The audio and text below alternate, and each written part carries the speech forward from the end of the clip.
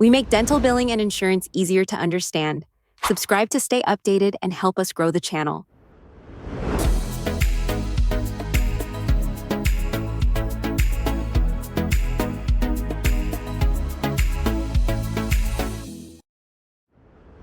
I started Essential Dental Services after doing some remote work for other offices where I was, doing their billing and things, but I was employees of those offices. They were usually short-term kind of cleanup type of situations. One day I decided I want to have more long-term clients. I want to handle their revenue cycle for the long term.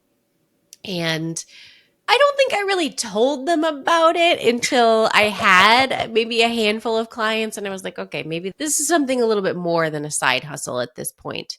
But they were very supportive. That's another reason I never want to leave is they've encouraged me and given me the tools to do so much throughout my career and I will just forever be thankful for that.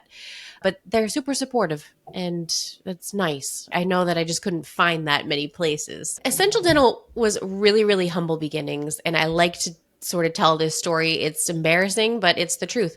I had my very first client after I decided, okay, I'm not going to be W-2 with offices anymore. This is going to be my company. And, it was a very small practice. I was doing verifications for them.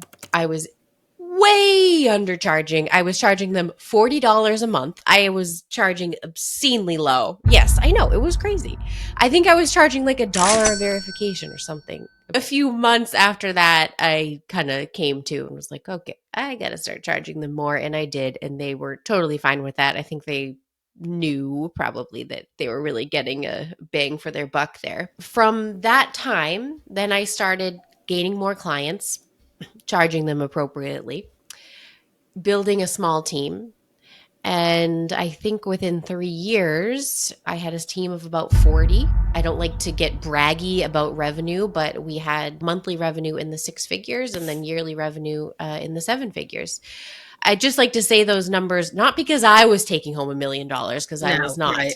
but but just so people know like what's attainable and where you can really take things if you set your mind to it. So yeah, then I started to get a few knocks on the door about being acquired, and some of them were absolute no's because I knew that my company would definitely lose integrity and everything that I worked so hard for. Right. And finally, the right owners came knocking, and at the right time in my life when I thought, you know what?